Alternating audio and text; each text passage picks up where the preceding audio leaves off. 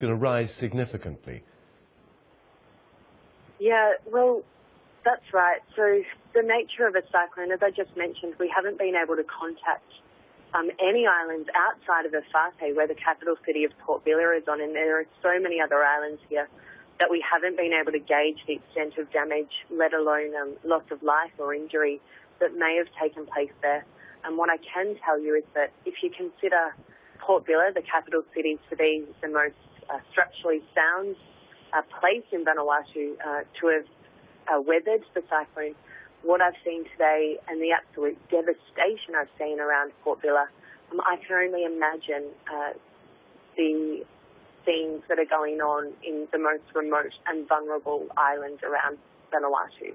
But had this cyclone been predicted, presumably it had, and what sort of preparations had people made for it? Yeah, so Cyclone Pam had absolutely been predicted, and part of the emotional strain of this cyclone is we've had over a week to wait for Cyclone Pam.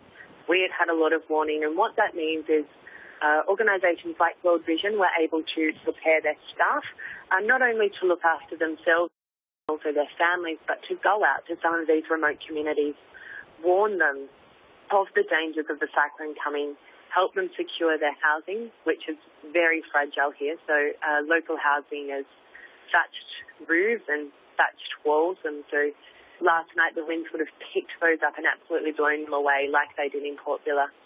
And staff were also able to warn people not only of the danger of the cyclone, but make them aware of their nearest evacuation centre as well.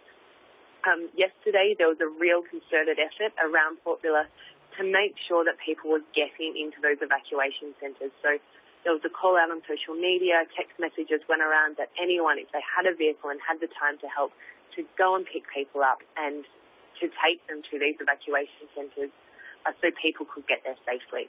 So there was warning for Cyclone Pam, but you know what, I was in one of what I would consider the safest structures in Port Vila last night, and it was terrifying. No amount of preparation could prepare you to be in a situation where you have roofs lifting off buildings, trees uprooting and falling into your house. It was something just unbelievable.